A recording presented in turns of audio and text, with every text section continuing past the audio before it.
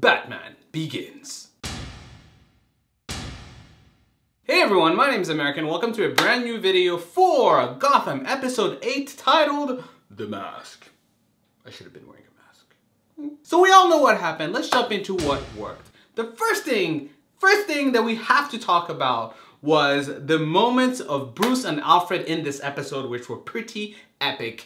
I really like the interplay between Alfred and Bruce because it kind of breaks the stereotype of you have to be a bigger man, Bruce, don't get into fights. No, Alfred was like, oh hell no. Hell no. Here's your father's watch. Go beat his ass. Bravo, Alfred. Bravo. It was a good thing to see that Bruce, while being fearless, you know, he's not afraid, but he's just ill-equipped to deal with certain things. And it was good to see him reach out and ask for help.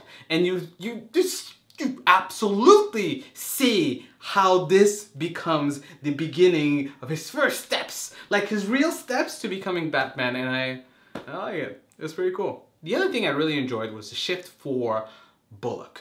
The character is really evolved the most. And actually, I will go as far as saying, so far in this series, the character that has evolved the most is Bullock. Because from episode 1 till now, it's been a gradual, understated, specific, and just completely well put together evolution that I think really makes the show actually a little bit more enjoyable, because now it's not just Jim Gordon against the world. Now it's Jim Gordon and Bullock and maybe a little bit of the captain. It's just, it feels more like a team is being built around Jim Gordon, and I think that Jim has a really strong influence on him.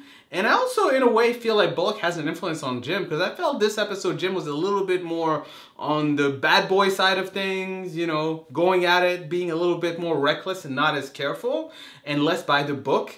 And actually Bullock was more by the book somehow. So it was cool. It was cool to see that evolution, but man, oh, god damn it, that character, Bullock, you win! You win at everything today. You win at everything, sir.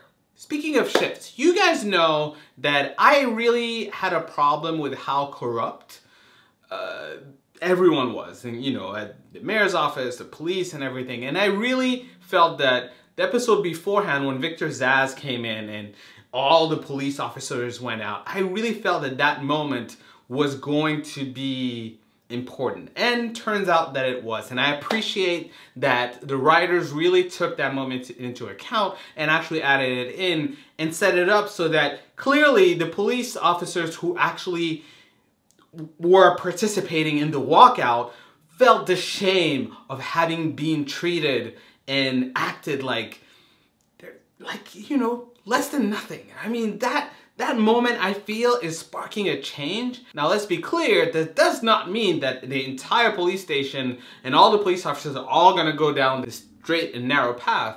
But I really feel that it's a beginning, and you're gonna see more good police officers, and we're gonna see more cohesiveness and gray area, and not so much just people who are all bad or all good, just gray. And gray's good. Gray is amazing for storytelling, and I just can't wait to see more. That's what worked. Let's talk about what didn't work. The villains, I'm kind of worried because the villains, episode by episode, are sort of, kind of one-dimensional, not very interesting.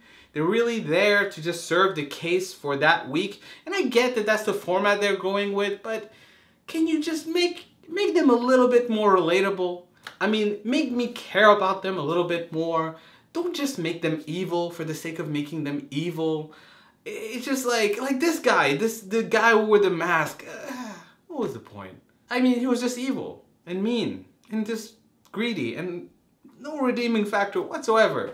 I'm not saying I want to see a flashback of why he became who he became, but there's just so many more ways of making those characters interesting that they're not even trying. I feel like they're just saying, villain of the week. Let's get a guy with a mask that makes people kill themselves. Check. Really? Also the Penguin. Now you guys know. I like Mr. Penguin. Not actual penguins. I mean the character penguin. I mean, basically, you know what I mean. But I have to say, you know, knowing that he had this big old plan since episode 1, I'm really feeling that now he's a little bit improvising and it's not as smart. Because if you set up a character to be this smart and devious and intelligent, and then you see them like, all right, what now? Sometimes it's good. Sometimes it makes you wonder like, okay, basically you guys had this really awesome idea, but you didn't have any way of following through. So I really feel that right now, I don't know where he's going. I don't know if he has a plan behind the plan, or that was it. That was his big idea and everything else is going to be improvising from here on out. But I don't know. Maybe I'm too nitpicky on this one, but I was like, yeah. Barbara. I just have one thing to say about Barbara. Don't come back. Anyways, guys, that's what I thought of this episode. What did you think of this episode? Comment below and let me know. If you like this video, make sure to hit that like button. It's good for us. It's good for me. It's good for everyone. Sorry. And if you're new, make sure to subscribe so you can see more of our reviews on this channel. Thank you so much for watching. Until next time, bye.